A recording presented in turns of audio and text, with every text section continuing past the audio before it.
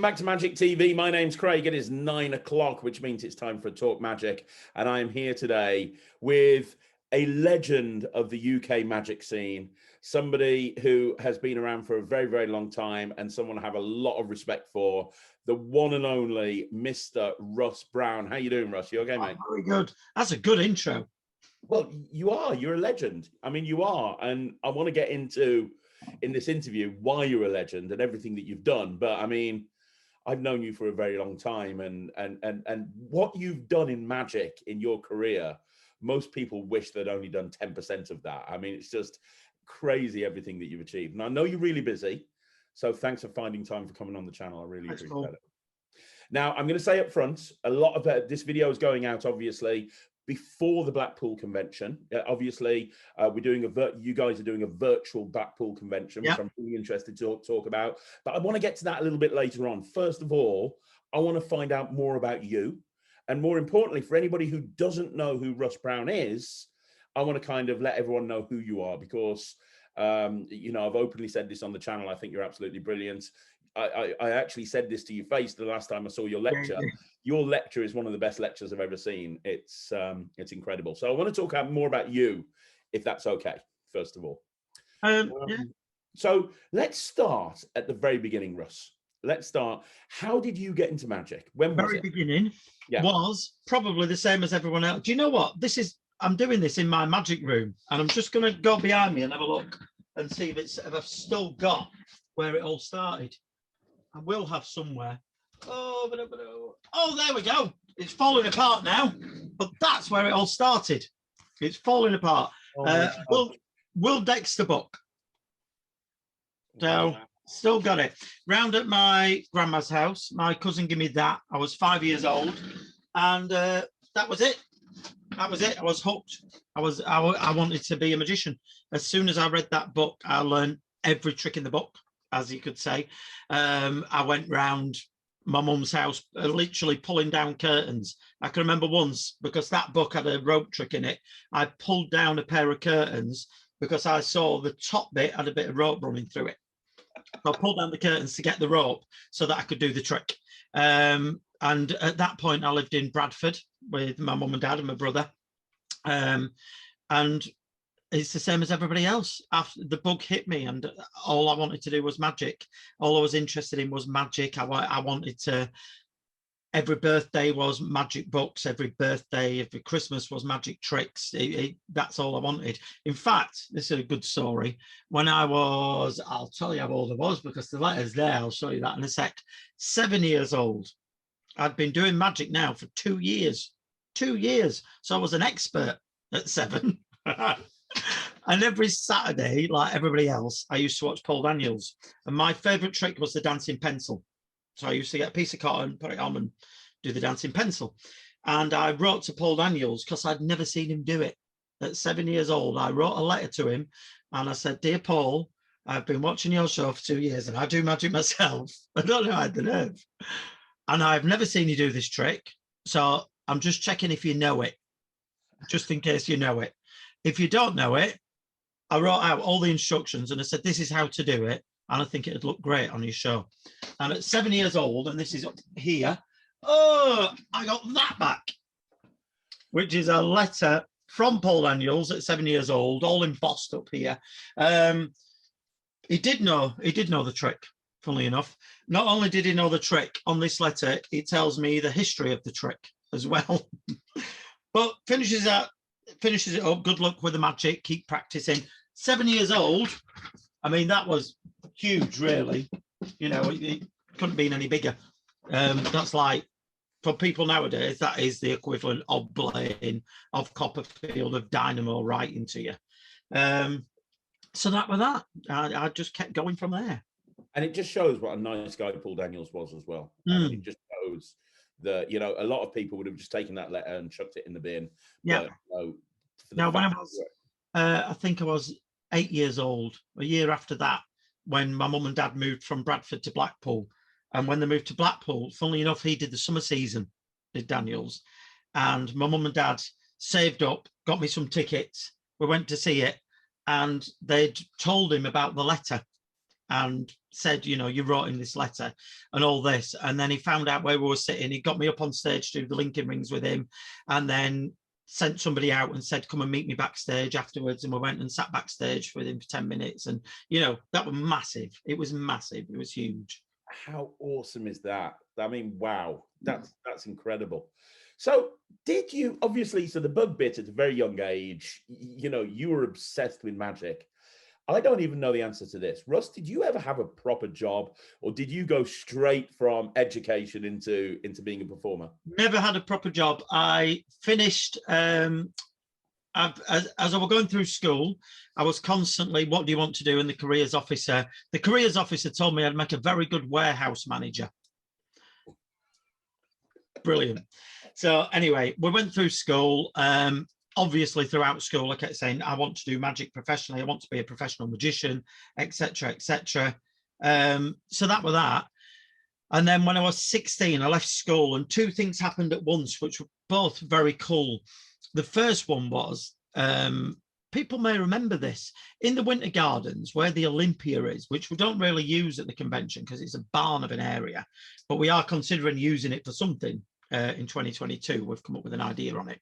It's got no atmosphere because it's so big.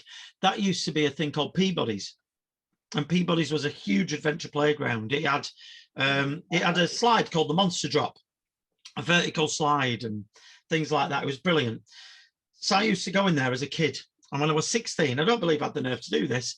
At 16, I phoned up the Winter Gardens, found out who the manager was, not of the Peabody's, of the entire Winter Gardens, a woman called Mel. I booked an appointment to see her. I had no idea what I was going to do. I turned up wearing a dinner suit with a bow tie because that's what I wore on stage. I had my case full of stuff. I walked into her office, stood in her office, did a show for 10 minutes, and then said, you need a magician in Peabody's. And she was like, no, we don't. And I said, you do? I said, I used to go in as a kid. And it was, you know, you need a break from going on the slides and going on the bouncy castles. You need half an hour to sit down. And if you have a magic show, it'll work. So at first she said no.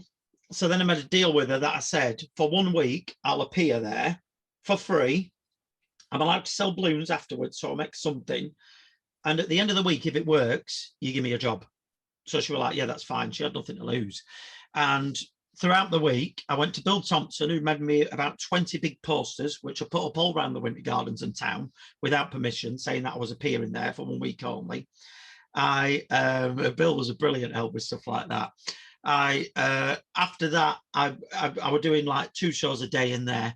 And then on the final day, she come in and she said, well, you know, it's sort of worked and there is a bit of interest and all this, and maybe we could do something. And just as she was saying that, a woman come up with a kid. It couldn't have even been cued better.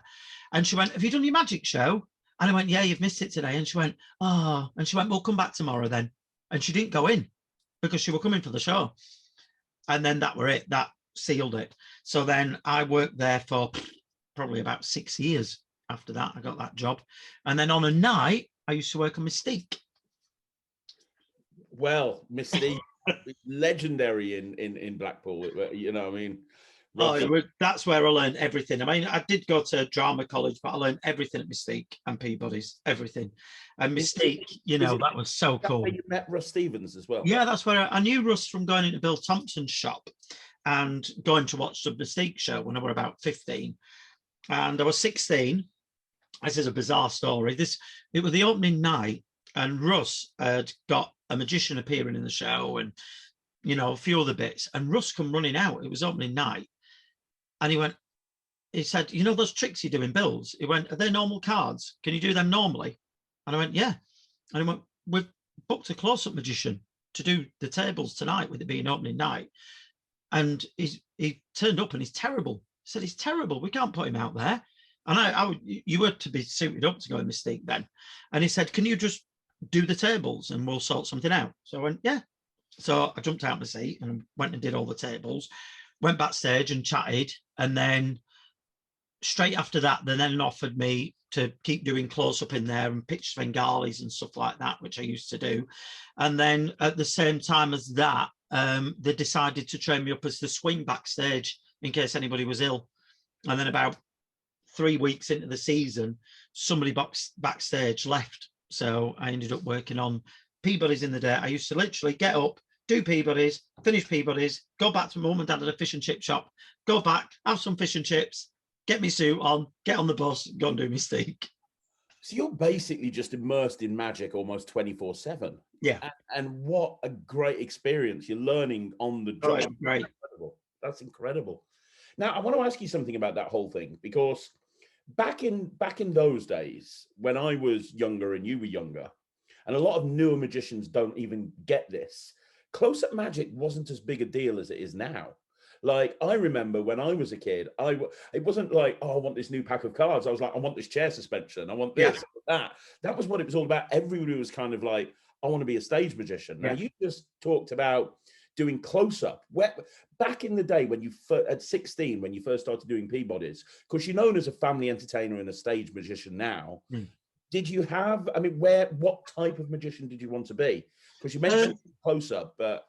Do you know what? I was absolutely into everything. I was into everything. I learned close-up, and close-up wise, you know, a lot of magicians, when they get chatting to me and I start doing stuff, they're quite surprised at what I can do. They're quite surprised, you know, I do stuff like the Reformation and things like that, you know, quite knuckle busting stuff. And I still learn a lot of knuckle busting stuff because I quite enjoy it, just being able to do it. So close-up wise, when I was about 14, I think the first book that I got into was the Gary Kurtz book, The Unexplained Act. I got it out of the Magicians Club library, out of Blackpool Library. I learned a lot from that, then a lot from the Chris Kenner book, from Out of Control. And I learned a lot of, now, which at 14, 15, I didn't realize I was learning quite heavy moves from the start. And I used to go in Bill Thompson's a lot, and Bill would be brilliant in the fact that I'd go in and he'd sit and teach me a move, and I'd spend, you know, weeks in there learning one move. So I got into everything. At first, I did want to be, I've just hit the thing on my chair. Down. At first, I did want to be a stage magician at first, really, because close-up wasn't a big thing then. But I learned that. I learned close-up. I learned the kids' entertainment, which I really enjoyed doing anyway. I got into illusions, so from working with Russ. So in the end, I just learned every aspect of magic. I just got into everything. Yeah, it always stuns me that at the convention, me and Russ have had this chat. I've spoke to some pretty well-known, I mean, really well-known magicians, really well-known, we've said to them, what do you think to the gala show? Don't watch the gala show, we're only interested in close-up. And it just stuns me, because if it's magic, I'll watch anything. I will watch anything, because I think that's how you learn. You learn from learning every single aspect of the art. So I completely agree. I think the best close-up magicians are the ones that have got a background in stage magic, because you see those close-up magicians that go and do like banquet tables and they perform for like 2 people. You can also have guys that have worked on stage. They treat it like a mini cabaret show. Yeah, you know, which is totally important. So this is really fascinating. So you've got some serious chops as a close-up magician. You're doing close-up at Mystique, and you're also working in the show. You're working really closely with Russ Stevens. You're also working at Peabody's, which is obviously developing you as a family entertainer. And by the way, like I said at the very beginning of this interview, your lecture on family entertainment is brilliant, because you aren't a typical kids entertainer. The stuff that you do for kids works just as well for adults. And let's talk about that for a minute, actually, because I think that's something that anybody who's interested in performing for kids, I remember you saying in lecture, you aim it at the adults. They're the ones that are going to be booking the parties, and everything that you do, it's almost like a cabaret show, even though it's a kid show. It's not. Do you know what I mean? It's that all come from when I finished working at Peabody's. I did a season at the Pleasure Beach as family entertainer there in a place called the Sheriff's Bar. And at that point, Russ had left Mystique. Richard De Vere had took over Mystique. And I just didn't get on with Richard. They offered it. I did 1 season with Richard. And, you know, it wasn't for me. Me and Richard, he just wasn't my kind of magician. He wasn't into it like I was. I found it a bit annoying that, you know, he'd just buy a trick to just do, you know, just throw away really. Whereas I was really into it. So I didn't really get on with Richard. So that all come from, I did the Pleasure Beach for a season as kids entertainer, but all the time that I was at Peabody's and the Pleasure Beach, Blackpool Tower approached me nearly every year to work as the resident magician there, along with Harvey Seeger. And it never worked out simply because I were doing Peabody's, I were doing Mystique or the Pleasure Beach, or the money of the Peabody's and Mystique was really good, especially at that age. It was really good. So because of that, it wasn't worth me quitting them just to do the Tower, because I'd have to quit just to do that. So anyway, I decided after the Pleasure Beach, they got rid of the bar that we were in. I thought, I'm going to go to the Tower. And that was a real shock, because the Tower, well, at that point, I was a typical kids entertainer. I used to do, you know, I've still got them up here somewhere, over there. I used to do hippie hoppy rabbits and die box and, you know, there's standard stuff. I did the Tower. I followed Harvey Seeger. It was awesome. He'd done 21 years there. He knew how to play that room perfectly. And the room was a big bar. It had about 500 people in there.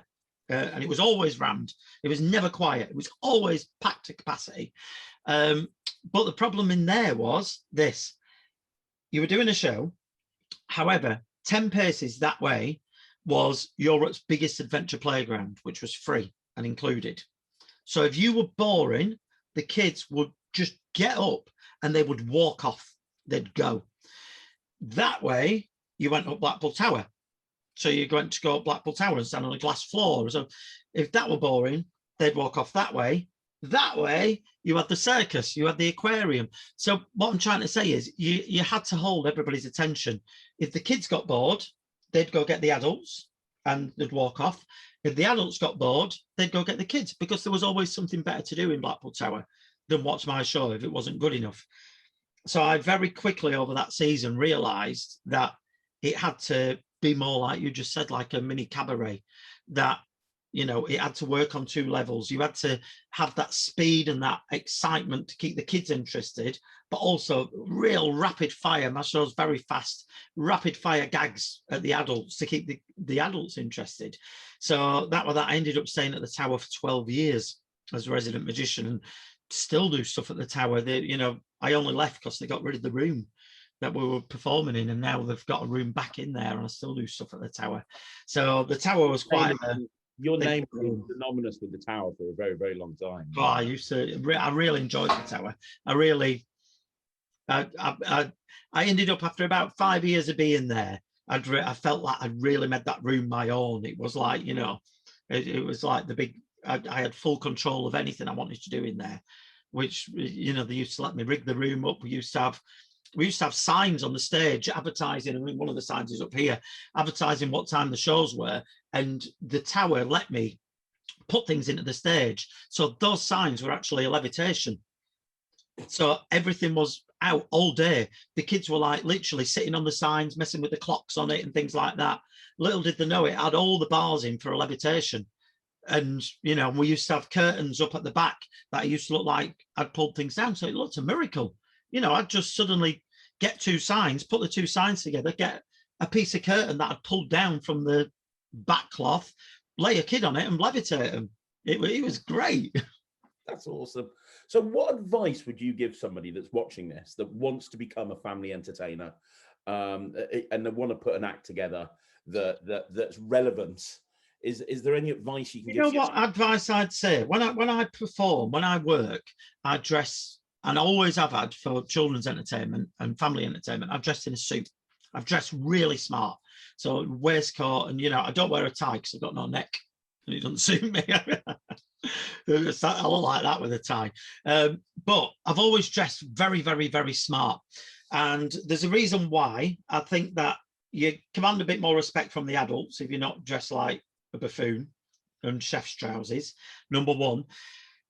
Number two, I think when you come out and you're smartly dressed and you start being silly and you start doing funny stuff, it's out of context to the kids. It makes it funnier. It makes it better than if you're dressed as a clown and you're dressed like an idiot and you're acting like an idiot. you're an idiot. It's to be expected. But if you're just like, I don't know, a solicitor, and you're really smart, and then you start acting like an idiot, it's a bit out of context and it makes it funnier. So, but what I would say is, it don't work for everybody. I think a lot of people, and I've seen a lot of kids, I've seen some really good kids entertainers who stood there and gone, you mustn't do this, and this is how you must dress. And that's not the answer. Everybody's different. You've only got to watch the Family Entertainer comp. I've had people walk onto that comp who, you know, I've looked at them and I've thought, oh, and seen them in tech call and thought, my God, this isn't going to work. They're going to be dreadful. And, you know, we'll see how they do. And it's going to be silence. And they rip the place apart. You know, you just don't know. You've got to find what works for you, not copy anybody else, not go off what everybody else says. This is what you must do. It's everything. Everybody's different. It all works different for everyone. That's amazing advice. It really is. So you've been working at the Tower for quite a while. You know, your name is synonymous with magic when it comes to Blackpool. Like, you are Mr. Magic in Blackpool. Now you run a company that supplies acts and entertainment literally all over the world. How did you get from working at the Tower as like a one-man band entertainer to, you know, recruiting and supplying entertainment worldwide? There's a few things happened, really. The Tower started to get to a point that they would be coming to me saying, we need this tonight. Do you know anyone? And I'd go, yeah. And it ended up, you know, to the point that we were putting stuff in the ballroom of the Tower, which is a beast of a room to work. It's like really hard. We're putting stuff in the ballroom every night throughout the summer. And I was doing everything. I was literally booking the acts, arranging everything. And then after a while, I thought, why am I doing this and not being setting up as an agent? This is stupid. So I set up as an agent, which I had a lot of friends all booking in it. So then I didn't run it very well because if they were my friend, I'd felt bad charging them commissions, so they charge them things. So we run it as an agent for a bit. And then from there, it got that other companies like, I run these Christmas party nights at Preston, which I've done for a long time. They approached me, they saw what I could do and say, can you put us something in here? The worldwide stuff was quite a mental story, really. We had, I don't know if you all know him, but there's a guy called Gay Lundberg, who's a brilliant kids entertainer, brilliant, from Sweden. And I worked with Gay on FISM, which was insane. We stage managed, I think we stage managed nearly 200 acts. I'm talking about that in a bit, yeah. Jesus. I can't, if anybody says, what's your lasting memory of FISM? One of my memories was that at one point, I went out to get a coffee with Steve Evans. Steve come and see me and said, just have a break, come and have a coffee. And I walked outside and I swear to God, I couldn't see. I had been backstage that long for that many days. I walked outside and I couldn't see. My eyes, I was just like this, my eyes, I couldn't see anything. So it was crazy. Anyway, I stage managed FISM with Gay. We joined, did it. And we had great fun. And I got on very well with Gay. And Gay stayed a few more days. And at that point, I'd moved from the Tower into a little venue called Planet Rock at the Pleasure Beach, which was an on-park show, which I did for Amanda for about 5 years. And we had UV shows in there. And my UV shows, much like my normal stuff, to give you an idea, this is how I used to write the UV shows. I used to write them with Tony Stevens, and still, you know, Tony's still involved with stuff. If anybody remembers Tony from the British Magical Championships, he was brilliant. And the way we used to write it is, I decided, much like Python, we didn't need a story, we didn't need a punchline. No one had done a UV show like this. We just needed gags. It just needed to be rapid fire, because I hated on UV shows that it seems to be a puppet comes up, it sings for literally 3 minutes, and then it goes down, then the next one, 3 minutes. So I wanted it to be rapid fire, and I wanted it to be stupid, absolutely mayhem, stupid. So that's what I did. And I come up with one that we did at the Tower for a long time, and then we moved to the Pleasure Beach, and that were a big attraction at the Pleasure Beach. So Gay said, I want to come in and, you know, see the show at the Pleasure Beach. So he watched the UV show. Then afterwards, he said, I've worked with these ships in Sweden and they would love it. It would, because there's no language barrier. There's, you know, it's very visual. They've never had anything quite like it. so they'd love it. So it was a bit of a whirlwind, really. Straight after that, he said, I'm going to get them to come over and watch. So they come over to watch with a view to put it on 2 of the ships that were out there, the 2 flagships. They've got 7 ships. So they watched it and they were like, it's brilliant. We love it. We've never had anything like it. It's the most bizarre product we've ever put on, but we'll have it. Then it was literally, can you fly to Sweden in 2 days? We want to show you the ships. So we're like, yeah. So I moved everything out, flew to Sweden, met them, well, unbelievably well. They're such a good company. It's so nice to work for. I went out to Sweden and they wanted to show me all their ships, not just 2, all of them. So me being me on every ship, we're going, oh, it'd work on here. Oh, it'd be great in there. It'd be great. So then at the end, they went, can you put it on all 7 ships? So I went, yeah. So that was that. And then I got the contract. I was like, oh my God, this is a massive task. Massive. I had to find 14 staff. I nearly had to mortgage the house for how much it costs. People, especially the people who work for me sometimes, don't understand the huge amount of investment you have to put into a project like that. Huge. So that was that. I bought 7 sets of UV shows, 14 huge flight cases, 7 sets of magic shows as well, and did the contract. And they said, you know, on the first year, I just about broke even because it cost me so much to put it together. And then they just said to me, you know, we only book things for 2 years. That's it. And then we change. So, you know, it's not, we're not being that we don't want you, but we only book things for 2 years. So they booked it a second year. And then the third year, they said, oh, well, we're going to look at other things. And they come back. What would you do if you could do something? So I showed them what I'd come up with. Yeah, we'll book it a 3rd year. Then they booked it a 4th year. So, and this will be this year, if it goes ahead, hopefully, will be the 5th year that we've done with them. So I love it. I love that thing of the training of doing it, of getting 14 people in this room and teaching them the UV shows. I'll send you some pictures and some video footage of the training, just so you can see the level of what we did. It's insane. That is amazing. And if somebody's watching this and they want to work with you, because I know you've taken people that are newer into magic and you've literally taught them everything that you know and then sent them off on ships and they're just loving it. And it's like, oh my gosh, this is the best thing ever. How would people get on your radar, Russ? Just drop me an email. Russ@russbrownmagic.com. That's it. Just drop me an email. I mean, the people that we've had doing this, most of them have returned year after year after year. The ships have wanted them back and they've wanted to come back. So, you know, there's only been a couple that we've lost. One of the things that I discovered about this was it's a lot easier to teach an actor than it is a magician. An actor will listen to you more than a magician will. But they've nearly all come back. This year, though, we've lost, if it does go ahead, we've lost a few because of the pandemic. So many people that I know that are actors and magicians that I've phoned up and they've gone, well, you know, I've got a normal job now. And it breaks my heart a little bit because especially there's one of them who he'd only just started. I was his first professional job. And I watched this lad grow in confidence and everything. And I spoke to him and he said, well, I've got a normal job. And I'm like, oh, it's a shame because he was so good.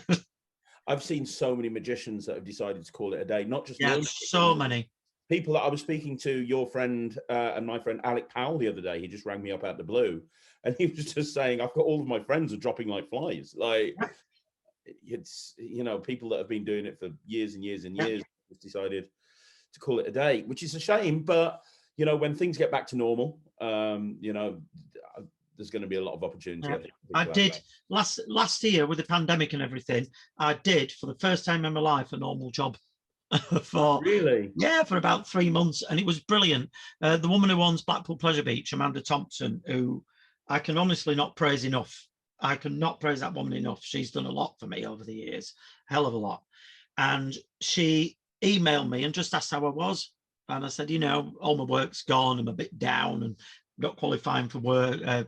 Things and all this, and she just said, do you want a job on the park? She said, you know the park, you live so close to it, what do you want to do? And I went, well, I know the part backwards. I could do like, I don't know, on information or something. And she literally went, okay. And then an hour later, I got a call. Can you come for an interview?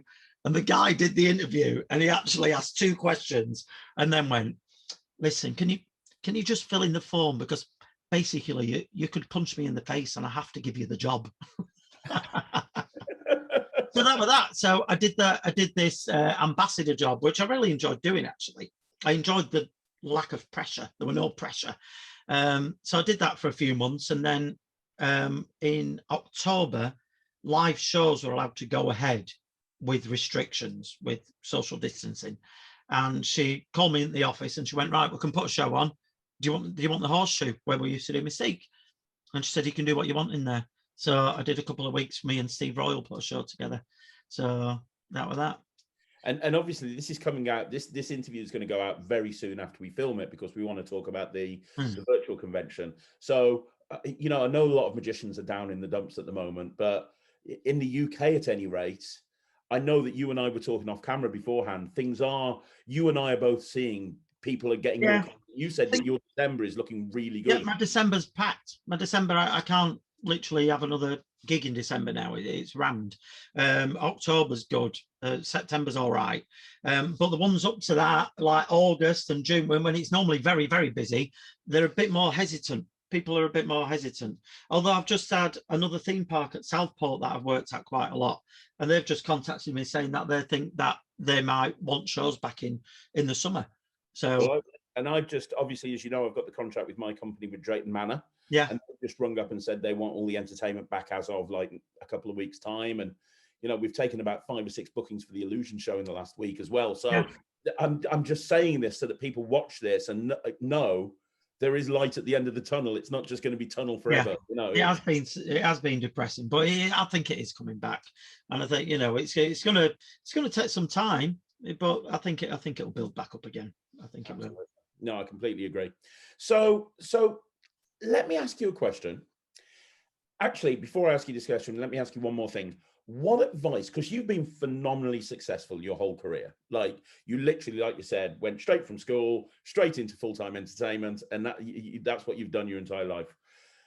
Have you got any advice for somebody who's wanting to be a full-time magician? Let's just assume that everything does go back to normal, the pandemic goes away. Do you have any advice for somebody who wants to be a full-time magician? My advice would be persistence, which is Ray Kroc's thing, isn't it, from McDonald's? But it's true. Persistence works. Persistence, you know, you've just got to keep going and keep going and keep going at people until it's easier for them to say yes than it is to say no, is one thing. And my other advice, which sounds a stupid one, is be good at what you do. Somebody once on the ships thing who was working for me, who was a magician, who was very good as well, he said to me, what would you say? He said, you're always working. He said, you're always busy. And he said, what would you say? What's your advertising and all this? And I can honestly say, I've hardly ever advertised, hardly ever, never really, because everything that I have got is through word of mouth, everything. And it's because I'd finish a show and then people would then, you know, want to book me for something else. I didn't really want to go down the Zoom route, but over Christmas I did some Zoom shows that I were only doing 5 minutes in this one thing that I got talked into, which then led to the people who'd seen 5 minutes then contacted me and saying, can you do an hour? Can you do this? And, you know, I think that's the thing. Learn your craft. Like, I think with magic now, a lot of people, when I said before about the fact that I learned about every aspect of magic, every single, anything, it interests me, whatever it is, mentalism, anything. If it's magic, I'll learn about it. And I think that's something that people don't really do anymore. They just go on YouTube. And I think learn your craft is a massive piece of advice. Really true. You know, you mentioned Steve Evans before. He was a big influence on my career. Yeah, I love Steve. I used to catch the bus over to his house every couple of weeks, and he'd just have me there performing for him, and just he'd be ripping my act apart. Yeah, he did. Go back and work on that. Go back and work on that. Let me have a look in here. Honestly, it's cool doing it in here, actually. There we go. These were that and that. When Steve found out we were dying, he come round to my house He phoned me up and he said, I need to come round and have something to eat. And I went, oh, okay. So me and Debbie were like, all right, it'd be nice to see you in September. And he went, no, I really need to talk to you, and it's quite serious. So we're like, oh. And he's just come in and told me, you know, I've got a few months to live, and that's that. And we were like, oh my God. And then he said, I'm going to give you two things. I'm going to give you my City of Wolverhampton badge, which for no reason he decided he wanted to give me that. And he said, I'm going to give you this. And he said, because this you're meant to put on your keyboard and it cleans your keyboard. But I've discovered if you do this inside it, it can make a fart sound. And he said, as soon as I realized it could do that, I thought of nobody better to give it to than you. So that was that. And Steve, I can remember when he did that, it was about a month, maybe 2 months before the convention. So I was like, he said, one of my things is I want to do something backstage at the Blackpool Convention. He had a list, he had a bucket list. So I said, oh, okay. And I said, do you know what? I said, I'll put you on the kids' comp and I'll put you on sound. I said, I'll put you on the microphones. And it's very fast moving, it's very complex because we have about 6 mics and we have to swap it between each one. And so I said, I'll put you on that. I said, you can do that. So the lad who did the mics was called Keith, and he come up to me. Who's this fella? I said, yeah, that's my job. And I went, no. I said, listen, I said, he's really poorly. Really, I said, he's got months to live. I said, so, and it's one of his things. He wants to do it. Oh God, sorry, I didn't realise. Sorry. Right, okay. So we let him do it. Anyway, the year after, Steve was still going. It was like a miracle. He was still going. Yeah. And he said, can I do it again? So this kid saw him and he went, what? And he went, oh, I'm pleased that he's still going and all this. The year after, he was still going. And I can remember he walked in and Keith looked at him and went, oh, come on, he's just taking the piss now, mate. What's going on? You know, Steve, he thought he was brilliant. He loved it. And then Steve, when he eventually died, Steve, his funeral, did you go to Steve's funeral? Yeah. You may remember, or you may not remember this one little bit. One of his wishes in his will was that Russ Stevens' Shape of My Heart routine was his favourite routine in magic, his favourite routine. And by the way, the last time that routine was ever performed was at my 40th birthday. Russ did it at my 40th. Wow. And that's the last time Russ performed. So he put in his will that he wanted Russ to perform the card routine. But because I used to work with Russ in Mystique, there's a bit where he does the card sword, and I used to walk on and hand him the sword. And Steve remembered that. And the other part of the will was that I had to be the swordsman. I had to be the person doing that. And it was the most bizarre, emotional thing we've done. Me and Russ felt very, you know, we sat backstage before doing it and we were both so nervous and felt very weird about it. Then on the way back, we just chatted about Steve all the way home. It was a funny thing. He really was a legend. Yeah, and he was great. To me, I remember him every time. He used to say to me, be so good that they can't ignore you. Yeah, that's brilliant advice. What we were just saying, same thing. Yeah, be so good that they can't ignore you. I completely agree. Now, before we start talking about the convention, I have got one other thing to talk about, because a lot of people don't think of you as a creator of magic, but you have created some amazing stuff throughout the years that people might not be aware of because you don't shout it from the rooftops. And one of the routines that you have created, I have been trying to buy this bloody thing ever since I saw it. And both you and Guy never seem to have it available, which is the bowling ball routine, where it's the most logical way of doing a watch smash ever. Okay. For those people that don't know it, this is such an amazing routine. It's a full stage routine. It's a watch smash, but you've got a bowling ball production in there, and you put the bowling ball down, and then behind your back, and you're not even aware, the bowling ball just rolls off and just smashes the watch, which is, the whole routine is brilliant. And I have offered so much money to so many different people to buy that bloody thing, and no one seems to have it. Where did that come about? And obviously also in with that, we have to bring up Guy Barrett, who is an amazing illusion builder. He's responsible for my entire illusion show. When did you and Guy kind of come together? Well, funnily enough, I'll tell you about the watch routine first, and I'll tell you about Guy. When I was working at the Pleasure Beach, I ended up doing a show which you can see just behind me there's the poster for the show, Carnival of Magic. And it was a magic show based on a carnival. And I had that idea in my head well before I did it. And when I was doing Planet Rock, the show at the Pleasure Beach that you could walk into if you were on Park, I had the idea, and it's a bizarre thing, this, and it sounds stupid. 2 o'clock in the morning, I was laid in bed, I couldn't sleep, and I had this idea of doing a sideshow, one of the sideshow games, which were going to be the throwing the darts at the balloons, to mix with the old balloon tray thing of Jack Hughes. So I had that idea, and the whole idea of having the bowling ball roll off something, hit something to smash the watch like Mousetrap. And I had that idea, and then the final idea was that it were going to be that they had to pop the balloons to win the prize. The prize were going to be the watch. I'd done the bowling ball like 20 minutes earlier in the show. It was completely irrelevant to the trick. It's just sat there, so you forgot about it. So the prize were going to be the punter's watch if you popped all 3 balloons. So that was the gag. And then we did the balloon tray thing so that the sideshow stand would fall apart, the curtains would fall off it, letters would fall off it, the balloons would go down, they'd fly off. And then eventually I'd get to a point that I'd go, God, is anything else going to go wrong? And at that point, the ball hits the watch and smashes the watch. And then the final balloon gets popped and the watch is tied up inside the balloon on a ribbon.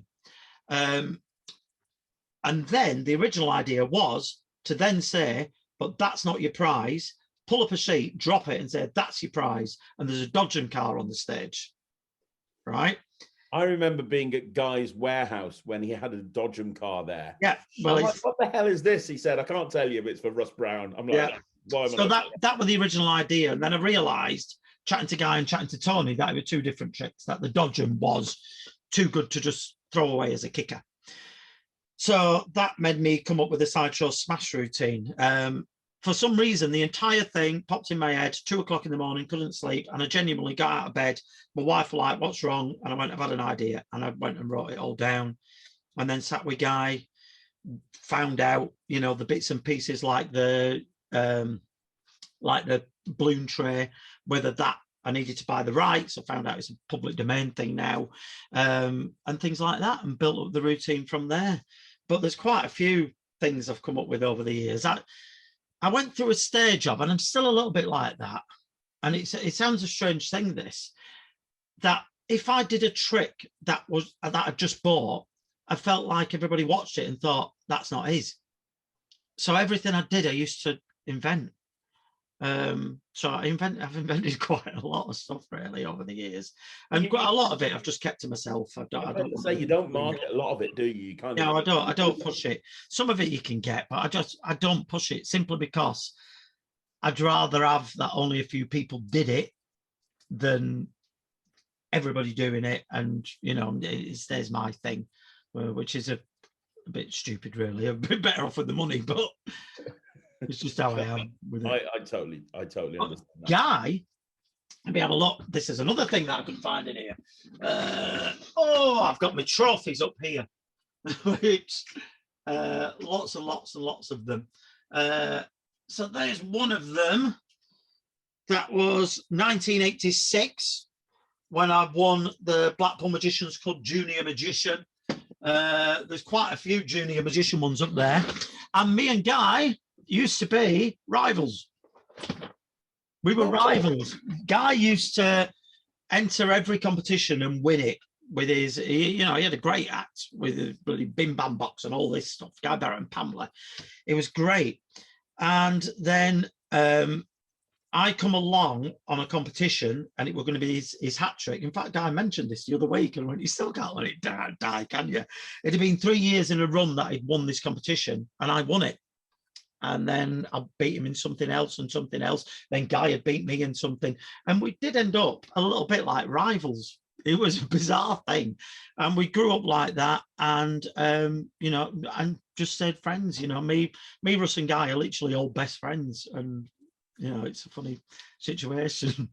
That's fantastic. And which brings us to the Blackpool Magic Convention, because outside of all of the stuff that you do, and outside of all the companies that you run, and all the craziness that you have going on in your life, and you know, you also have been involved with the Blackpool Magic Convention, which you do for the love of it. Literally. Yeah, and you know, it's I know how hard you work at that, and you've been doing that for a very long time now. How did you get involved in the Blackpool Convention? I got involved in the Blackpool Club originally from Cyril Critchlow. I was about, I think I was 9, and I found Cyril's shop, which is kitchen, and I went in and bought a couple of standard Paul Daniels tricks and stuff. And then Cyril like realized and said, "You're pretty into this, and you know, I think you've got a natural talent for it." So then he sort of took me under his wing and started selling me better things. There's a few things from Cyril's, the multiplying bottles of Cyril's, the boomerangs there. There's a Davenport's Lectropole picture. A lot of the stuff on there is stuff that I bought from Cyril's when I was young. And he got me into Blackpool Magic Club. Officially, you had to be 16 to be in the club. And they had a junior section, which got disbanded when I was 12. And then they decided to let me in anyway. But from 9, I was a runner at the Blackpool Magic Convention at 9 years old. Could you imagine? I used to have jobs at 9 years old, like they would just suddenly say to me, "Can you take this to Johnny Hart?" And I'd be like, and that is what I always used to do. I always used to get their autographs. Johnny Hart's will be in there. Paul Daniels is in there. Cavari, Darrell, Ali Bongo, Jonathan Pendragon. So when I was younger, I used to have this job as a runner at the Blackpool Convention. Murray. I had a job at the Blackpool Convention as this runner, going around and, you know, taking stuff to what were the stars, really, the big names in magic, and that was it. It was so exciting. So I kept doing that for years. I'm trying to see who else I've got in here now. I've had a look. So Harry Blackstone's in there. Wow. Obviously Doddy. There's Blackstone's there. So that was the Paul Daniels. That was the card he sent me with the letter when I was 7. But yes, I used to do that. And then when I were about 15, well, about 16 actually, because I was working backstage on Mystique, Bill Lamb and Guy, who was backstage then, decided to put me on backstage with them. So then I did backstage for a lot of years. And then after a few years of that, Guy was so busy with his illusion stuff, he stepped away from the convention. He just didn't have the time to do anything. Because, I mean, even just stage managing takes up a good 6 months of your life, easily. So he stepped away and I took over stage managing, which I stage managed for a long time, still do.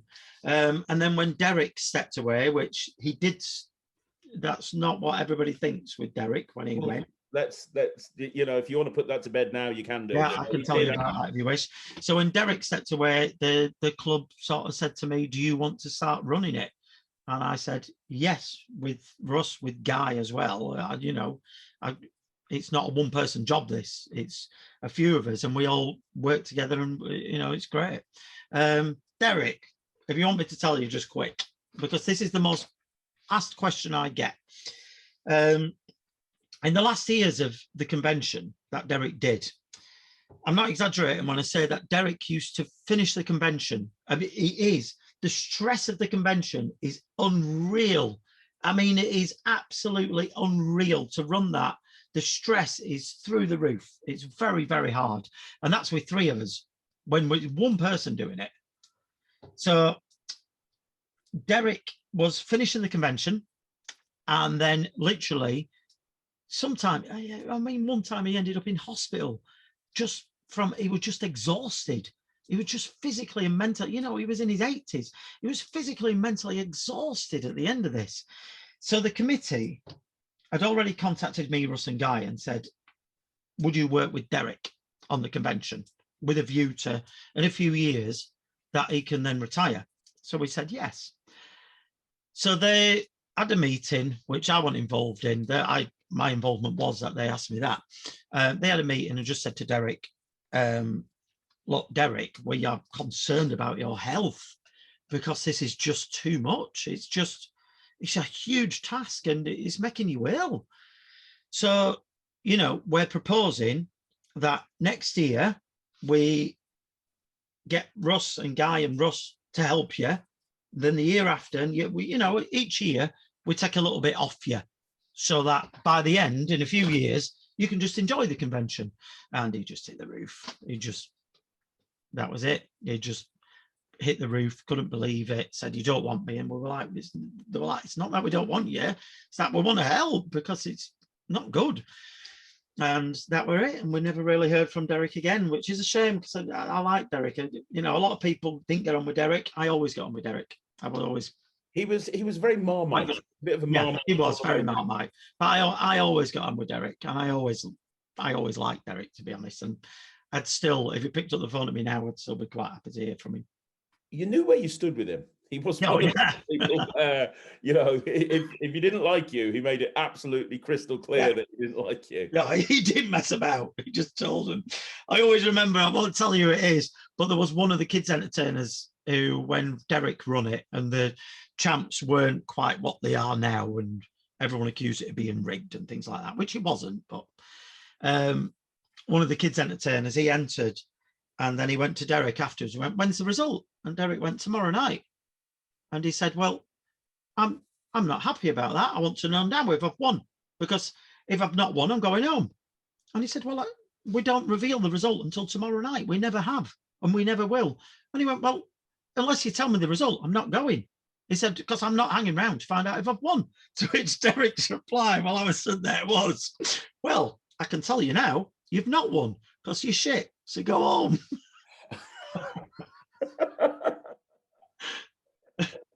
This person was furious. Went all over Facebook about it, and I thought, I can't really argue what happened, because that is what happened. Oh my gosh, that's difficult. But one thing I've noticed is, since you, Russ, and Guy have taken over, it's had a very different feel to it. And as you know, I stepped away from the whole of Magic for a few years. So I did my first Blackpool for many years in 2020. And previous to that, it was probably about 5 or 6 years since I'd been. It had a very different feel to it. Was that done on purpose? Yeah, massively. We talked about when we took over, we had, I mean, literally, people don't realise. Number one, they think that me, Russ, and Guy must make a fortune and all this. We don't. We literally expenses. In fact, I'll be quite honest, it probably costs us money to. Well, I'll say the same thing on record now that I said in the Russ Stevens interview, which is, both you and Russ and Guy, I know you are all so successful in your individual fields with what you do. You're so successful. You don't need to do Blackpool, even if you were making money off it, which I know you wouldn't. You don't need to do it because you're successful doing other stuff anyway, let alone the amount of stress and pressure you put on yourself. So it's the kick of it. It's the kick of it. I enjoy walking into that empty theatre on the Wednesday and there's nothing, and building it to this huge shows, then back to nothing. I get a real kick out of that. And I get a real kick out of when we go into an event that we've put together and it works and it's good. You know, we really enjoy it. That's why we do it, really. It's just the love of it. And it's the love of just doing the magic stuff. You know, we've got a strong, all three of us have massive, strong interest. So we got together and we were like, what are the good bits about the convention and what are the bad bits? And we wrote a sheet. We agreed bad bits were the gala shows were too long. The gala shows were like a marathon. The gala shows had, sometimes, in my opinion, acts that weren't up to scratch in the old days. I felt like there were problems with the Kids Entertainer Championships on how it was run and how it was judged. But we all agreed that the most exciting thing about Blackpool isn't the shows, isn't the dealers, it's the atmosphere and it's the social aspect of it. So we decided that, I think it was Guy who came up with this analogy, that during the day was going to be work. So during the day was work. It's all lectures and it's all, you know, there's the odd bits of shows, but it's all work. You're learning stuff. Then from 6 o'clock, it's fun, it's play. That's it. And it were all aimed at, it was shows, it was big atmospheres, it was getting you drinking in those bars, getting you some fun. I was very adamant, which Russ and Guy at first weren't, as into as me. I was very adamant introducing the alternative late night events like the Not the Gala show, expanding on Beat the Wand. That Friday had to have something alternative. And we just went with what we felt were the strong bits of the convention and built on it. And the weak bits of the convention, which is controversial, we don't make a big deal of presenting awards anymore, because I felt like we used to sometimes have a gala show that was really racing along, and then we'd have this awards section with the president giving someone an award, and it just dragged it all down, and we had to have a really good act to pull it back up again straight afterwards. So that was that caused a lot of arguments with me and Russ and Guy were like, we want to drop the awards, and the club were like, what? You can't do that. And it's like, we've got to keep it modern, and that's that really. What do you think makes Blackpool as big as it is? Going back to Steve Evans, I remember many, many years ago paying for a ticket to go and watch him perform for a bunch of lay people, and he had a few other acts on, and he was emceeing it. And I remember him talking about the Blackpool Magic Convention. I remember him saying it was like in January time. He says, "Yeah, I'm excited because it's Blackpool next month. If you don't know what Blackpool is, it's a magic convention for magicians. How the world's largest magic convention ended up being in Blackpool on a seaside resort in the middle of February. I have no idea." And I remember laughing my ass off at that. But it's true. Blackpool's freezing cold that time of the year. It's not the sort of place that you would think would host the World Championships, for example. I think it built up. Bill Lamb, Tom Owen, Harry Dewhurst, we're standing on the shoulders of giants there. And Derek. Remember, Derek completely changed that convention. He was the one who made it into a 3-day event and changed a lot. Derek did a lot of good stuff for the club and for the convention. It's built up over the years, but if you want my personal opinion as to the big secret of Blackpool, that is the timing.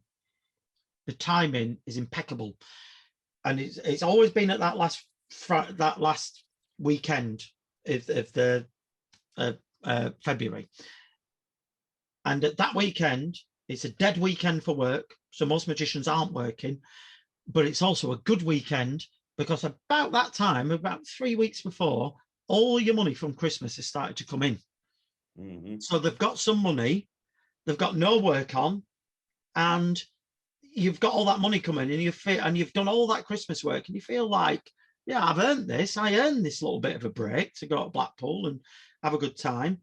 And I think as well now, the big thing for me, Russ and Guy, is the quality. It's got to be, we've had some acts that are great acts, but we've looked at it and gone, is it going to work? Is it going to pull it down just that little bit? And, we've really tried to pitch for a lot higher standard than ever, which is hard. It is hard.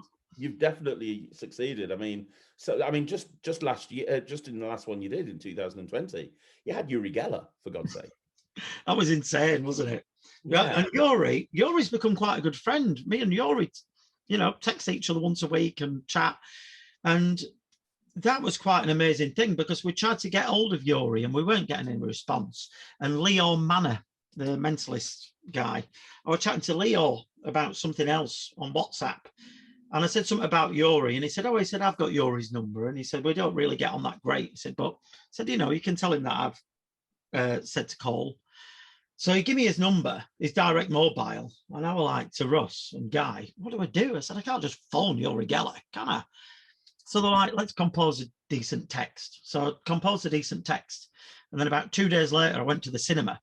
And I was sat in the cinema, I looked down, I felt my watch going, looked down, Uri Geller calling. So I thought, I've got to go out and answer that. This is crazy. So I went out and he said, so what do you want? So I said, my actual words were, I said, Yuri, I want you to stand in front of 3,500 people who know how you bend a spoon and tell them that's not how you do it. And I said, that's what I want. And he said, how truthful or controversial do you want me to be? And I said, oh, I want you to go for it. And he said, I've only done one other convention, and that was online, and da, da, da. And he said, and you know, I don't have a question and answer. I went, you've got to have a question and answer. I said, that's the other stipulation. I want a question and answer. And we had a lot of back and forth, and you know, and Yuri literally was, this is really stepping into the lion's den for me. Like, you know, and he said, it is going to be very controversial if you release that I'm appearing. So we eventually chatted a lot, and then I talked him into it, and he said yes, and it was brilliant. It did what I wanted it to do. I've got a lot of friends who really are very annoyed that I booked Yuri, because they know it was me who did it, and they're very annoyed at me about it. But it did what I wanted it to do, and that was, I wanted to release that Yuri Geller were going, and I wanted everyone to go, what on earth? He's not a magician. What are you thinking? He's a fraud. He's this, he's that. And then other people saying he's the best magician ever because, you know, he's kept the secret. And I wanted that argument to happen, and that controversy to happen. And it did. And it did. And it did. And I can tell you now, 3,500 people, a lot of them was sat in there, and I know it because they told me, to see him fail, to have a go at him, and he pretty much won them all round. He really did. And he was great. And I'll tell you one thing. I sat and had a coffee with him, and he said, can you do a spoon bend? So I said, yeah, of course I can. Do it. I went, no. I said, no way. And he went, just do one. And I went, no. And he said, go get a fork. And I said, I'm not doing a fork bend for Yuri Geller. There's no chance. And he went, please, just do it. So I did it, and he sat there going, oh my God, how did you do that? That's amazing. And I went, come on. I said, don't do that. Don't do that to me. And he went, I don't know how you did it. He said, you don't do it like me. He said, I don't know how you did it. So anyway, we had a laugh about it, and that was that. And he even brought it up in his lecture that he watched me do it, and he didn't know how I did it. And he said, tell my little girl, Florence, he said, tell Florence to bring a spoon from home. So she got this big, heavy spoon. I mean, really heavy. I mean, I couldn't bend it with a vice. It was really heavy. So she gave it him, and he said, oh, okay, watch. And I just thought, I am going to burn his hands. I am going to burn his hands so bad, and see when he does it. And as God is my witness, I have no idea how he did it. He doesn't do it the same as me, no matter what. I have no idea. I burnt his hands, and I swear he just put it and it just bent. And I was like, I don't know, you've done that.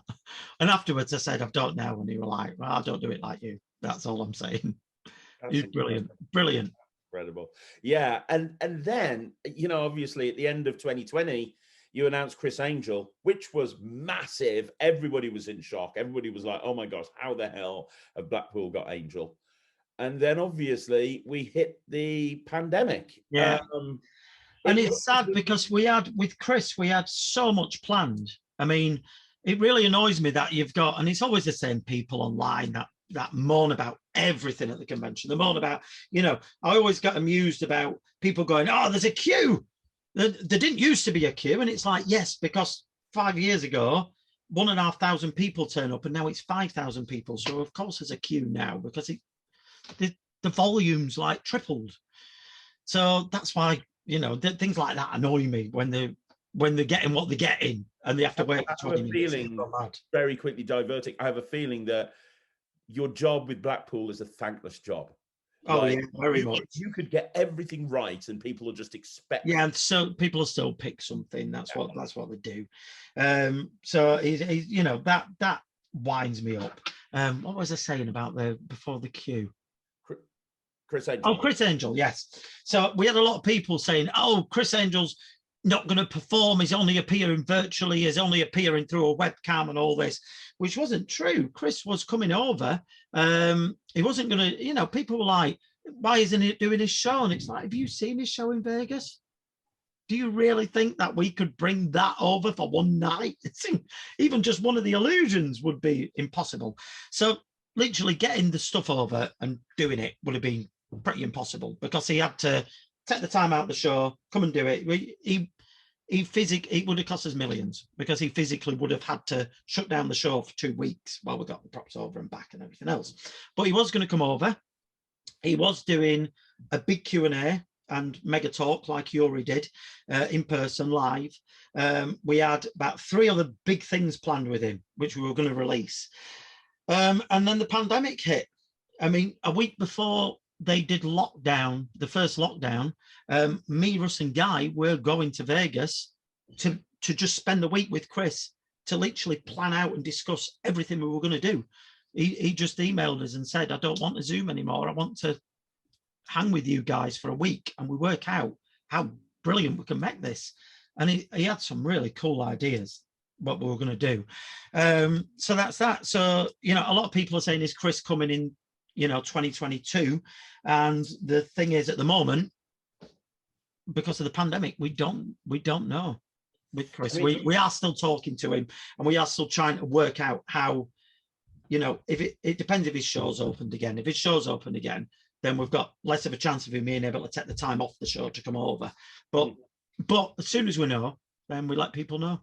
Well, before we talk about the virtual convention, Blackpool, as far as you're aware, from a planning point of view, will be coming back as a live event in 2022. Is that? Yeah, we're gonna plan it as a live event.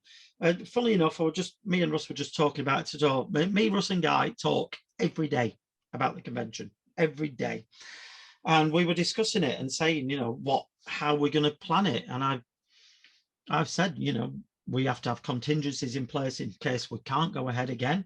We have to have contingencies in case they suddenly say you can't have that many people in the building, so then we have to make it a smaller event. The Winter Gardens will have all the new section. I mean, this is what happened last year. Last year, we did have an overcrowding problem. We had that because the Winter Gardens should have had a full new section opened, in which case it wouldn't have been any problems. We'd have put Matt King where we needed Matt King and everything else, but it wasn't open, which sort of buggered us up a bit. So the Winter Gardens will have more space, which will give us the place to social distance and everything else if we have to. So, but we are planning it to go ahead. We're, you know, working with who can definitely do it and who can commit, and the ones that can't commit yet, then we're gonna have them sort of so that we can slot them in if it does work. But hopefully, I mean, we are still talking with Chris. Only yesterday we were chatting to him about things, so we are hopefully going to work with Chris for 2022 as well. Do you ever find, like, every year since you Guy and Russ took over, the quality you've one-upped yourself every single year. You've set a precedent now. Do you find yourselves under pressure? Yeah, massively. So good that you have to really deliver. I don't know. I don't really know how we can top Lance and Arturo and Marco and Yuri from last year. I mean, that was a hell of a thing. Lance was, you know, it's Lance Burton in the end. And he was the nicest guy you could ever meet, Lance. Really, really. And it was a little bit, without going into it, we have arranged for some of the bigger names, like a secret bar hidden somewhere. We don't tell anybody where it is.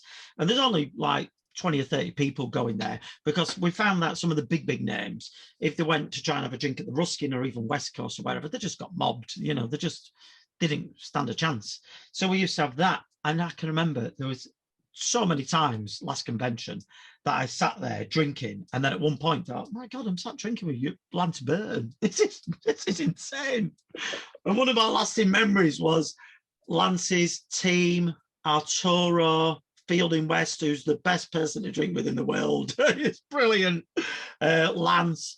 And I can't remember how, but at some point at 3 a.m, all of us were dancing round, jumping up and down, singing To Life from Fiddler on the Roof at the top of our voice.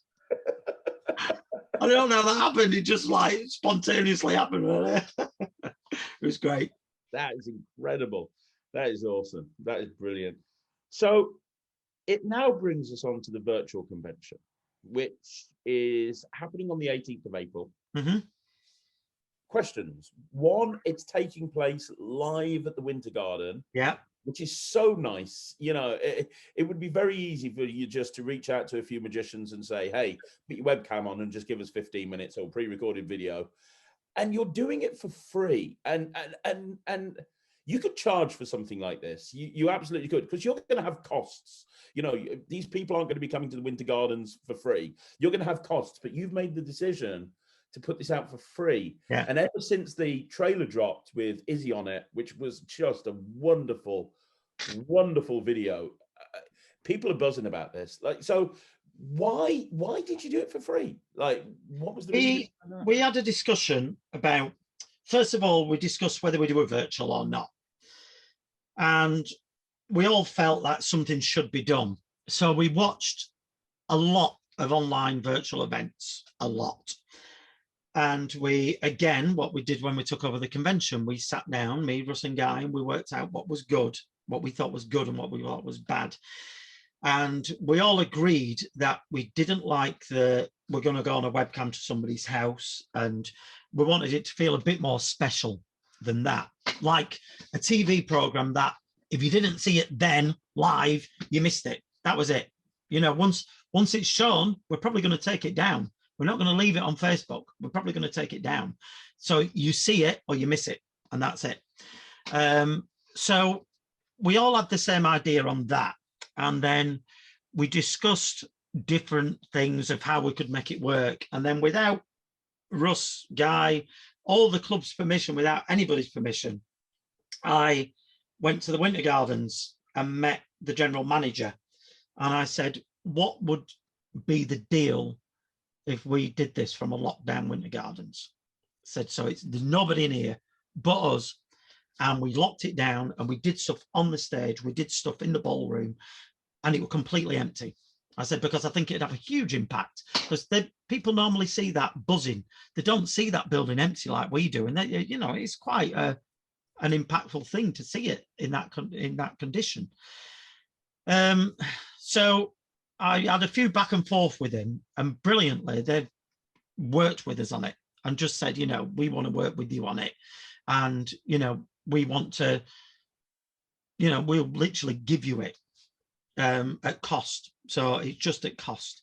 So they did a brilliant job. And then we decided we had to get people in. So we had a look who we thought were good magicians in England. So we compiled a list, which are the list of people that are doing it. Pretty much everyone agreed that we asked to do it, or everybody's doing it for costs. It's still costing us quite a lot of money, even just at costs. And then we decided that we just wanted to make it a free event that everybody can attend and give something a little bit back. We're probably going to have a donate button. My dad died of pulmonary hypertension, so we might have a donate button for an animal charity, because me, Russ and Guy are both very much into our animals, and also to, you know, the charity for my dad as well. And that's that, and see if we can raise a few pounds as well while we do it. But we just wanted it to be good.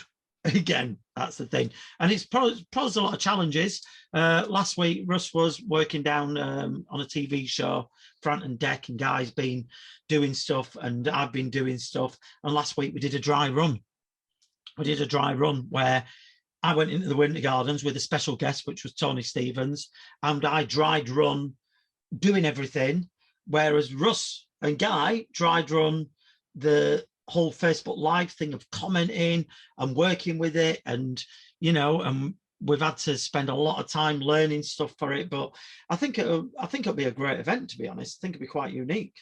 Oh, I think it will. Absolutely, 100%. And it sounds awesome. So where can people go to see it? Is it literally... It's going to be, one sec, I'm just seeing, because I've just got that, my battery's going.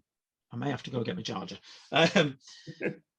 Yeah, it's going to be on Facebook Live only. So you go to the Blackpool Conventioneers page on Facebook Live, add yourself. But when you add yourself, there's 3 questions about magic to answer.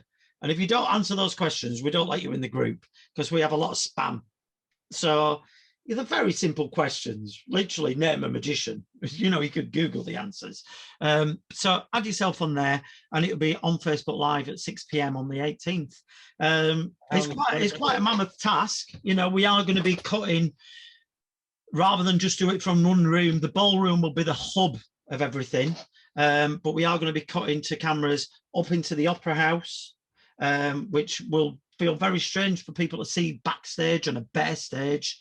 because the auditorium's being renovated, so that's all shut off. So it will be a bare stage with the curtain, with the iron in the safety curtain.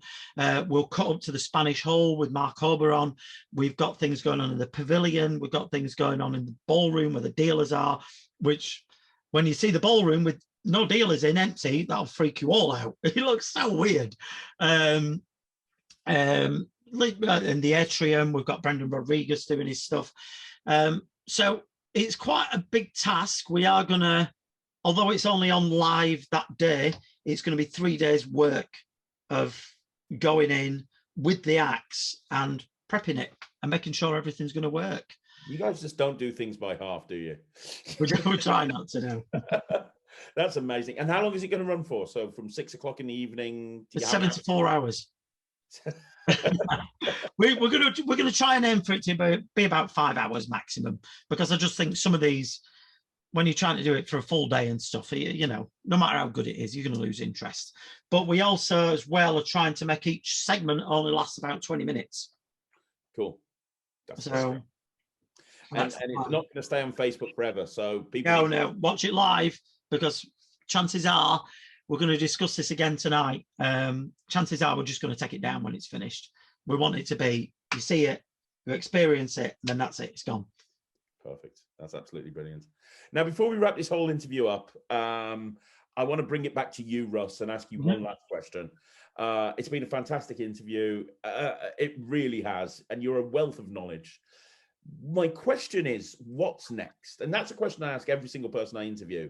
But I mean, let's be honest, you've done so much. You know, you've worked all over the world. You supply acts all over the world. You've done so much. If you quit today and decided, you know what, I'm just going to get a normal job, which I know you wouldn't do, your legacy is set. But I know that you're not going to slow down. Is there anything left on your magical bucket list that you haven't done? The only thing that I've got left on my magical bucket list, which I'm actually talking about at the moment, is I've always wanted my own venue. As in, you know, I've always been given the Tower or the Horseshoe Bar, and Amanda's offered me, you know, the Globe for the summer season, which I've had to say no, just in case the ships come off, because that'll take up all my time. I've always wanted my own venue, and I've always had the idea for, and I'm trying to think who's done it, like the Small Space in Wales, where it's a very intimate magic venue. The first time I saw it that I thought, oh, I'd love something like this, was Steve Cohen's show in New York, and Rodney's original House of Illusion. That I just went in and I thought, oh, this is great. I'd love my own venue. And that's something I'm in talks with at the moment. Literally a venue right outside the Winter Gardens as well. So a perfect location for it. But it's a big leap. It's especially how the world is at the moment, that I get 40 people into this tiny venue and do a show. But that's one thing I've always thought I've never done and I'd like to do. So that is a maybe. That's a watch this space. I am in very heavy talks about doing that at the moment. Wow, that would be absolutely incredible. And are we, as far back as I can remember, I mean, I've talked about how brilliant I think your lecture is, and I do think it's an amazing lecture. Where are you ever going to book yourself to lecture at the convention? 1 sec. Let me go get the charger, because I've got 3%. Okay. I'll be 1 sec. No problem.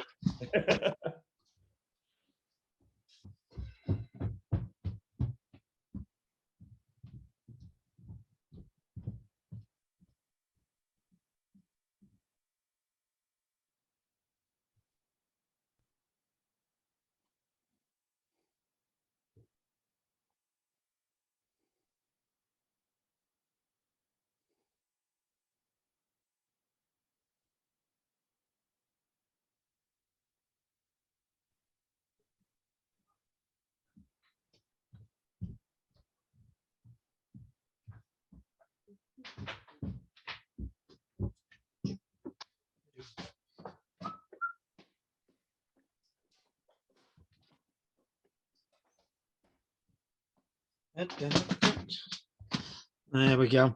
I just don't want it to run out halfway through. There we go. That's better. Awesome. I'll take it from from the booking at the convention. Yeah, we're almost done anyway. We're a couple of minutes in the end. So, you know, I talked earlier on about how amazing your lecture is and how much I love it. Why have you never booked yourself to lecture at the convention? I've done the convention twice. In fact, my first ever lecture was Blackpool. My first ever lecture. Throwing you in, isn't it? Well, that's not stressful at all, is it?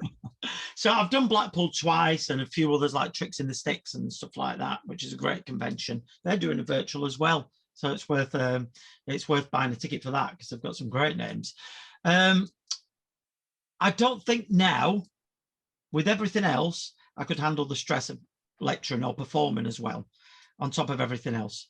Because it's in the weeks up to it, I mean, I'd say 6 weeks running up to the convention, it drives my wife insane, the amount of time it takes.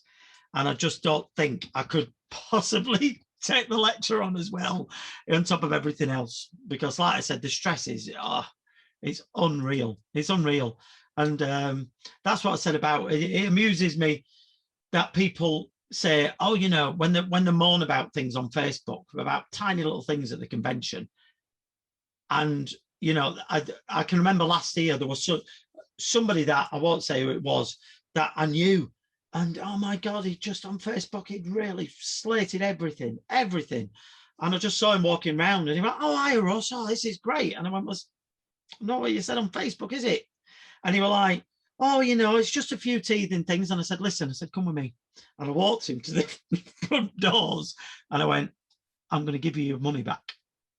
I said, because you think it's so bad, because you hate it so much, I will give you your money back, but you've got to leave. No. And then he took it all down straight away. Oh, my God. That's one way. Funnily enough, it's a funny thing because people say, oh, don't, you know, it's just, don't take it personal, all this, but we put so much of our heart and soul into it that you can't not. Yeah. You know, people that moan, I'd love to see them walk a mile in your shoes. I'd love to see them go backstage and try to organise even one small part of the convention, let alone the whole bloody thing. I know. I can remember arguing with somebody in the club once who said to me, you know, why do you get to work with these people? And I'm like, okay. And I said, so Lance Burton's walked up to you and he's talking about the backdrop and he's saying, I'm doing thread lighting and is it a silver slash that we've got on the backdrop? And how big are the flies? And once you've got the flies, what's the apron on the stage? And you know it's got a rake. And he went, huh? And I went, this is it, you see. I said, this is how people talk to you. I said, and unless you have done it and know your onions a bit, I said, then you quickly end up in a mess, really. So it's a funny thing. When we first took over, Russ said, you know, we are going to get as much hassle as we're going to get praise. he was spot on. Yeah, absolutely. Like I said, it's a thankless job, but you know what you guys do on behalf of the Magic community. Thank you, because I know how much time and effort you guys put into organising this, and it is a thankless job. So thank you so much. Honestly, thank you. One other question: if there's somebody watching this that's wanting to make a name for themselves in Magic, maybe they've released a product, maybe they've released a couple of products, they've started lecturing. And their goal, because I know a lot of people that become creators, their goal is to appear in some way at Blackpool, whether it be a lecturer or even performing in the bear pit or performing on stage, whatever it may be. How would that person get onto your radar? They could contact either me, Russ, or Guy, and tell us a bit about themselves, send some videos and stuff like that. To be honest, we don't get many people who contact us. We do get them, but a lot of the ones that contact us, we look at him and go, that's not going to work, or that's not quite right. Whereas we usually find stuff ourselves. We spend hours and hours watching YouTube, you know, one of our things that we really like to do is find the underground stuff and find the stuff that, you know, that is very, very different. Like, you know, I spent a long time trying to sort out the Magic in the Dark thing last year because I just loved the concept that somebody did a magic show where they shut off one of your senses and it was all in pitch black. And that was, you know, when I found that show existed, it was Max Maven who told me about the show. Russ and Guy were like, that's brilliant. That's such a cool idea. And again, that was so much work. There was so many calls of, you know, at first he was saying, I don't know if it'll work for magicians, and back and forth. And that's what we like to do as well. We like to find something that's an up and coming, or something that's been running that magicians don't really know about. So quite often, if you are good, we will probably find you anyway. From the work that we do.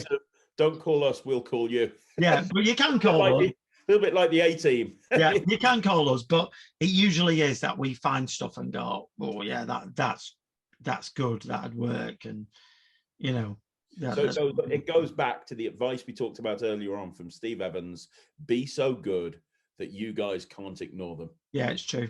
It's true. It's the best advice. Yeah, that's amazing. Russ, this has been an incredible interview. Thank you so much. You've had such a varied career. You've had so much that's going on. There's been a lot of advice that you've given. Thank you so much for coming on the interview. Like I said, thanks for asking me. It's been fun, actually. I've enjoyed it. You've been phenomenal.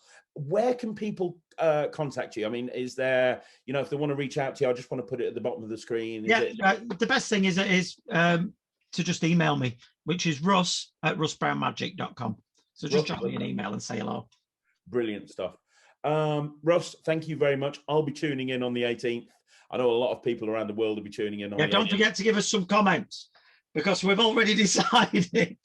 Yeah. Comments. One of the things when we said we looked at things that were good and what were bad, and one thing that we noticed is a lot of live stream events, not just magic, there'll be comments on Facebook and they only pick out the good ones, which we're not going to do.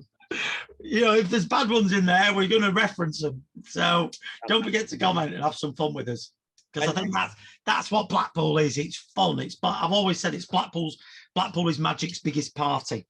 So my dogs come to say hello. My little puppy. Oh, what's his name? She's called Nell. She's an idiot. She's only 6 months old and she's already caused us so many problems. She's adorable. She's adorable. That's amazing. And what a fantastic way to end the interview. What a fantastic way to end the interview. Dog production. Absolutely. Hey, I remember competing. I'll tell you right now, I remember competing at Blackpool. I competed in the close-up 3 times. And I remember the second time competing. And it was when John Vanderput was performing. And it was before Piff. Yeah. And I went out there and I was like, I think I did pretty good. I'm really confident. And I then stood at the side to watch John go out and do his thing. And he made a dog appear in his act. And I'm like, how am I going to beat making a dog appear? You're not going to tell that. I'm like, in the middle of a close-up competition, you've just made a dog appear. That's it. I'm done. Yeah, it's definitely a finish. Definitely. It really is. It was amazing. It was amazing. So many wonderful memories of Blackpool. I'm going to sign this interview off now, Russ, but before I do, what's your favourite memory from Blackpool? From all the years that you've done it, your one memory that stands out? That's a difficult one, really. I know there's so many. I've got a lot. Last year was brilliant with Lance and Yuri. Brilliant. Memory-wise, some of the memories are Blackstone, meeting Blackstone as a child and seeing the floating light bulb. That was like, that was very, very cool. And of working it, let me have a think. Working it wise, it was very, Yuho Jin, when he first did his act, that was like a real atmosphere backstage. And the other one that I will always be a good memory and always fun was Hans Moretti. Whenever I worked with Hans, he was always great to work with. And I'll tell you a very quick story. That's a really good memory. It's really funny. Greg Fruin, when Greg Fruin won FISM and he first ever come to Blackpool, he turned up, we're doing his dove act. This is a good story to finish on, actually. He did his dove act. And Greg, afterwards, we went to the Ruskin and he didn't know anybody there because there were no real, there were nobody from Canada or America. He had a few friends there, but that's it. So I got drinking with him, and so did Paul Zennon, Tony Stevens, and I think there were a couple more there. But I can remember it, me, Russ, me, Tony, and Greg, yeah, and Paul, all sat drinking. And it got to 4 in the morning, and then the bar manager came up and he went, right, it's closing. We were shutting the bar. So Greg was like, no, I'm a resident at the hotel. And they went, yeah, but the bar's closing. He said, everyone will going. And he went, well, just, can you bring me some beer and we'll just sit here? And they went, yeah. They said, what have you got? What bottles? So he come back and went, there's Budweiser. And he went, no. How many? So he come back with a trolley. And he said, bring me every bottle you've got in the bar. So he come back with his trolley loaded with bottles. And we carried on drinking to the point that at 9 in the morning, the hotel manager come up to us and went, lads, you're going to have to stop now because people are coming down for the breakfast. And this is really embarrassing. This is very, very bad. So we were like, right, okay. So that was that. And then I think I went home and I slept for like 2 days. I can remember getting in and my wife like, where have you been? I've been drinking. So that was that. So it was a really fun time. It was really funny. I can't remember what we all ended up chatting about and doing. But the reason I'm telling you this story is 6 months later, we sat at the club at the Air Jam. And as I said, the convention, there's a reason the convention's like it is, and that is most of the money that we get from the convention, we spend. The money that you're putting in, you're seeing it on the stage and everything because we're spending it. We spend nearly all of it to make it amazing. And the treasurer at the time, Steve Easton, stood up and he said, ladies and gentlemen, I would like to bring to the attention of the entire committee that this year's top of the bill, Greg Fruin, left the Ruskin Hotel without paying a very, very, very substantial bar bill. And then he went, and I believe a member of this club encouraged him to do so, and that member should stand up now and apologise. And I was sat on the back like this, and the entire club's looking at me. And then when Greg come back about, God, it must have been 10 years later, we brought Greg back for FISM. I told him the story, and I said, I've got a funny story to tell you about last time you were here. So I told him, and he went, oh, I'm going to do it again. So he did. That's one of a good memory. That was a really fun memory. So, what? That is insane. That is insane. I've got to ask you, what was it like when you had that act on the gala show where there were just a million bird productions? What was it like? Paul Derrick, the most requested act to get back on the convention. And people often say, why don't you rebook Paul Derrick? The reason is that'll never happen again. That was a one-off situation. That was one-off. I'll tell you a few stories about this. Paul Derrick turned up to his tech call. He had all his birds with him. Like literally there were birds sit everywhere. And I said to him, right, I said, what do you need? And he went, oh, just get lights on. Turn him on. And I went, well, no special lighting. Oh, turn him on. What about your music? Play this. And he gave us some organ music. So we had to go get an organist. And I went, right, okay. Is that it? I'll just play that. That'll do. So I said, right, okay. So Juan, who works backstage, I then went, is that it, Paul? I said, because I said, what about setting props? I'll do it myself. And I said, is that it? Aye. So then Juan, who works backstage, who has done for a long time, is the guy with the long hair that you'll see on stage a lot, who speaks like Ali G. Juan then went, has he got your birds with you, man? So Paul Derrick went, aye, they're over there. And he went, has he got a cockerel? And I went, aye. And he went, would you get your cock out and put it on my hand? And so without a hint of irony, Paul Derrick went, I'll go get him. So he went, got the cockerel. And he was the best tech call we have ever had, because for 20 minutes, we just also getting pictures with owls and birds and stuff. So he says stuff. I was stood with John Archer in the wings. And we have got footage of this, which we've never shown. But if you watch the footage back, the audience is starting to turn on him because he's gone on a long time. And they're starting to turn on him. And they're starting to get a bit restless. And yeah, they were going to turn it felt like they were going to turn nasty. And one thing happened at the same time, and that was that this duck kept running off and we kept chucking it back on, which was getting a laugh. So well, me and Juan were picking it up and chucking it back on. At one point, I picked it up and run around and chucked it on the other side. And at the same point as that, he were doing some supreme trick, which wasn't great. But at that exact point, the organist started playing the tune to Indiana Jones. And it just felt like it just had this box.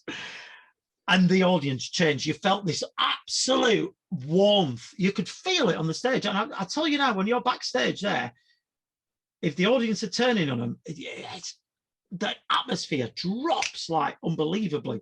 But when it works, you feel the warmth. You feel like the love coming from the audience.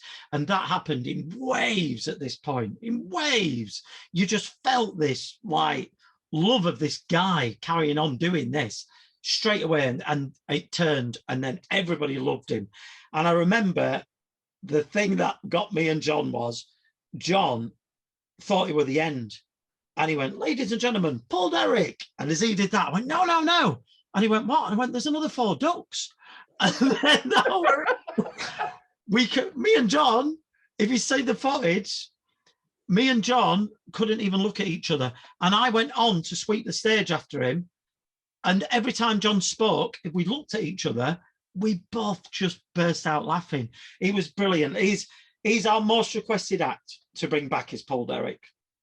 But it could have gone very differently. It could have gone very differently. You know, we'd had incidents the year before with a couple of acts, and like the George King incident, which was can you imagine I was stage managing and making the call on that?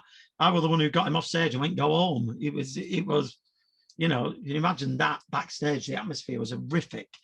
So we'd had a few incidents, which it could have gone the other way, but it didn't. It went completely on the spectrum. It was the most talked about.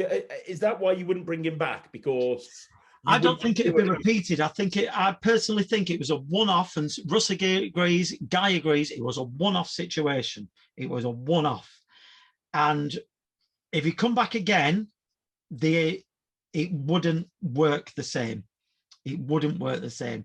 It was like a roller coaster of emotions, that act. That ended up with everybody on the feet, absolutely loving this guy. And I think it was a one-off, and I wouldn't want it to repeat it, and it didn't work the same. And is there footage of it anywhere? There is footage. Whether we'll show it or not is another matter. We'll have to wait and see. Fair enough. Russ, what an amazing way to end the whole interview. You are, and I've said this on record before on the channel, I'll say it again, you're one of the nicest guys in magic. You're very hardworking. What you do behind the scenes, you deserve a medal for. And if anybody has ever been to Blackpool and they've had a good time, a big reason for that is because how tirelessly you work backstage, making sure that everything is run smoothly so that people can enjoy it. So on behalf of the magic community and every single person that's ever come to Blackpool, thank you very much. Thank you. Thanks for asking me. It's been great fun. Loved it. No problem, my friend. Leave a comment down below. And if Russ sees it, I'm sure he'll answer. And guys, don't forget to subscribe to the channel. I'll be back again tomorrow with another video. So we'll see you again. Thanks very much. Take care. Bye, everyone.